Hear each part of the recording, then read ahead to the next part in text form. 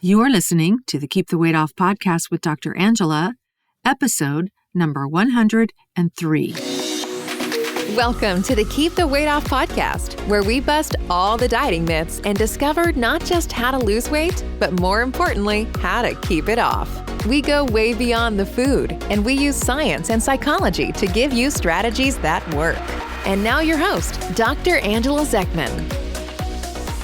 All right. Hey, everyone, and welcome to the podcast this week. This week, I have to say I am feeling a little off balance because Marshall took off on vacation. It's like, wait a minute, she's not supposed to do that. So she's not here. And so I'm feeling a little bit lonely and a little bit off kilter. But here I am. I'm recording this podcast for you anyway. Remember, what we teach is that life is 50-50, which means that we're going to always be experiencing 50% positive emotion and 50% negative emotion, regardless of the circumstances of our lives. And so it's absolutely okay if I feel a little bit lonely and a little bit off kilter today, if I miss Marshall, because I can't feel love and connection without feeling its opposite, which is loneliness, right? So I'm okay with feeling lonely because she's not here. And so I'm just going to acknowledge that, yes, feel a little bit of negative emotion, and it's okay. Everything's fine, and we are going to move on anyway, okay? All right, so today I wanted to talk about this idea of obesity as a disease. And this is something that I allude to all the time, but I wanted to go into a little bit more depth into what I mean by that so that you'll really, really understand it. And the reason is because, I've had students and clients and patients tell me that they've heard me say this over and over again, but it just never really sinks in. So I'm hoping to remind you, okay, obesity is not a character flaw. Obesity is a disease. And maybe this time it will sink in after you hear what I have to say. So here's some backstory. On June 18th, 2013, so that's almost 10 years ago now, the American Medical Association voted to recognize obesity as a disease. I remember that day clearly. Finally, a leading medical group was recognizing what I had already learned years before and had been teaching my patients for the previous 5 years, that obesity is a disease. Now, here's another interesting statement. Weight gain is not the problem. Weight gain is the symptom. Weight gain is actually just one symptom of obesity as a disease. Does that make sense? So weight gain is the symptom of this disease called obesity. Obesity is a dangerous disease. It's a life-threatening disease. It kills 320,000 people every year in the United States alone. And it's a disease that needs to be taken seriously. It's a disease in which the biochemistry of the body is wildly out of balance. And, I can't think of one cell in the body that is not affected by this imbalance in biochemistry. Not one. So, given that weight gain is just a symptom, this is another reason why we need to stop focusing so much on losing weight and focus instead on regaining our health and our vitality. So, I'm a doctor who treats people with a disease called obesity. It's a metabolic disease. And what I mean by that is it's a disease of the chemistry of the body or the biochemistry of the body. In someone struggling with obesity, the cells of the body don't talk to each other properly anymore. Okay, so this is super interesting. As a disease, obesity is very complicated. Like I said, every single system in the body is affected. As an obesity medicine specialist, I'm trained to assess the entire body, looking for complications of obesity that need to be treated. It's important that if you have obesity, you have an obesity medicine specialist on your team. And the obesity medicine specialist is trained to help you get this disease under control and look for the myriad of complications that may have been undiagnosed. I cannot tell you how many people have walked into my door and received an evaluation from me and said, nobody has ever been this thorough. Well, why is that? Because I am trained to treat this disease in a comprehensive way, looking at all the systems of the body that might be affected. So if you're wanting treatment from an obesity medicine specialist, all you got to do is go to the website of the American Board of Obesity Medicine. It's www.abom.org, and we'll put a link in the show notes for you. And you will see a list of obesity medicine specialists throughout the United States, and you can find someone who lives near you that way. Okay? So as obesity medicine specialists, we realize that our patients are not obese people. They have a disease called obesity. And this is one of the things that we're really trying to educate all people and all healthcare professionals about, is that we speak of a patient who has obesity, not one who is obese. So there's a big difference. So you'll always hear me saying, making comments about people who struggle with obesity. Okay? So obesity is a disease. It's a metabolic disease, which means that it's a disease of the metabolism. So the question then is, well, what is metabolism? What do I mean by that? And what does it mean to have a metabolic disease? What most people think of when I use the word metabolism is they think about energy metabolism. So they think about, well, okay, I must have this problem burning calories, and that must be why I'm overweight. And people with obesity often think they have a slow metabolism, and they wish that they could just take some thyroid hormone and fix it, right? So really, if only it were that easy, that would be great. But that's not typically the case. Oftentimes there are issues with thyroid metabolism, but they are the result of obesity, not the cause of obesity. So there's actually a lot more going on in the body than just energy metabolism. I want you to think about your complicated and beautiful physical body.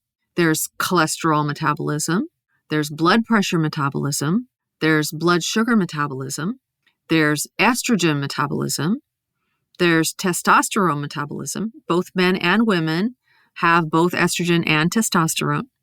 And there's thyroid metabolism. There's a lot of other types of metabolism, lots of chemicals in the body, and the entire body works as a unit.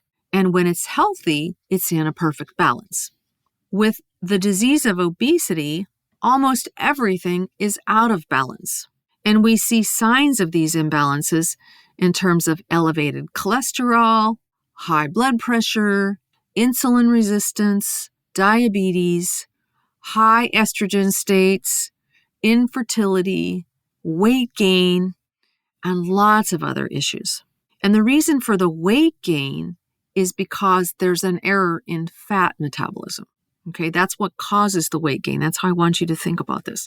So weight gain is the symptom, but not the underlying problem. So many healthcare professionals get this backwards. They label their patients as obese and tell them to lose weight. And they say, okay, just lose some weight and then your blood pressure is going to come down. But it's actually the other way around. You have to work at getting obesity under control by correcting the underlying metabolism, and then the blood pressure will come down and you'll lose weight. And lots of other wonderful things will happen. So all of the other processes in the body that are out of whack will also start to come back into balance. And this is why people feel so much better at a lower weight. It's not just because they're not carrying around as many pounds. It's because all the functions of their body are now working normally again. That's the beauty of what we do in obesity medicine. Okay? So what I can say is that if a healthcare provider has told you to just diet and exercise to lose weight, they don't understand obesity. And it's probably not any fault of theirs. It's just that they haven't had the training. It's not as easy as just going to Weight Watchers and joining the gym. Okay? So one of the hallmarks of obesity is inflammation. As a matter of fact, obesity is a disease of inflammation. And that's something actually worth writing down and remembering. Obesity is a disease of inflammation. Okay? So it's chronic inflammation, which means that it's long-lasting inflammation. And the inflammation is affecting every part of the body, damaging tissues, causing accelerated aging. And you could say that inflammation is basically destroying the body from the inside out. So, for example, inflammation in joints causes arthritis and degenerative joint disease. Inflammation in the liver causes liver disease. Inflammation in the gut causes painful reflux and heartburn and irritable bowel disease. Inflammation in the lungs causes asthma. Inflammation in the brain is associated with poor brain function and eventually dementia. Inflammation in the arteries is what is causing heart disease and stroke, which are the number one killer of Americans. Inflammation triggers cancer growth, and we see higher rates of all kinds of cancers in people with obesity. So you might be asking, well, gee, doc, what causes all that inflammation? Well, the major source of all this inflammation is visceral fat, or belly fat, which I've talked about in previous podcasts. So we call it sick fat. So these are the fat cells that are inside the abdomen and they're around the organs. They're not the fat cells that are under the skin. The fat cells that are under the skin are normal fat cells and they're soft. Visceral fat cells are really hard fat cells and they're enlarged and they're chock full of fat and they become like a great big organ secreting all of these hormones that cause inflammation. And they do a lot of other bad things too, besides just the inflammation. So there's a big difference between a normal fat cell and a visceral fat cell. Now, here's something that's really, really interesting. It's possible to have obesity without any obvious weight gain. So think about that. You can have a lot of visceral fat and have very active visceral fat cells that create a lot of inflammation and wreak havoc on your body, but you can't see them because they're inside the abdomen and out of view. So it's important to understand that just because someone is a normal weight does not mean that they're healthy. Now, my mother is a really good example of that. When she was alive, she was teeny tiny, and she probably weighed about 100 pounds. So she had obesity without weight gain. She never had a problem with her weight. But when she was 57, she developed heart disease and she had to have emergency angioplasty. By age 58, the angioplasty failed and she ended up with a triple bypass. She was only 58 years old. This is a skinny young woman. Like, who would have thought, As she aged, she developed Alzheimer's disease. And Alzheimer's disease is now recognized to be, at least in part, due to insulin resistance in the brain. And so insulin resistance and obesity go along together, and Alzheimer's is now being called type 3 diabetes. So my super skinny mother, who ate massive amounts of sugar her entire life, developed a form of diabetes, even though she never gained any weight. It just goes to show you how complicated all of this really is. And we're learning more about obesity all the time. So people with obesity are really struggling with the effects of all of this inflammation. There's low-grade pain everywhere. The liver is not filtering toxins correctly. The body is unable to use nutrients and energy correctly. People are really, really tired and are struggling to get through their days. They're not sleeping well. They lack mental clarity. Emotions can run amok and out of control with no obvious cause. So if you're someone with untreated obesity, there are good reasons why you don't feel good, and reasons that have nothing to do with the burden of carrying around the extra weight. People with obesity also struggle with hunger, with what we in obesity medicine field call appetite dysregulation. What that means is that the appetite regulation system in the brain is not working correctly. This is a very distressing effect of this disease, and it leads to a lot of self-judgment and shame because people think about food a lot, they start eating and they don't know when to stop eating. Many times they don't eat much all day and then they eat a lot at night. And they're like, why can't I get this figured out? So there's a lot of self-judgment because the appetite regulation center isn't working correctly. In a future podcast, I'm going to have a special guest, and we're going to discuss anti-obesity medications and how they work. One of the great things that they do is they correct and normalize the brain's appetite regulation system. And that's an amazing effect because it really does help people to understand that they do not have a problem with their willpower. So always remember, obesity is a disease and not a character flaw. People with obesity are not gluttonous or lazy.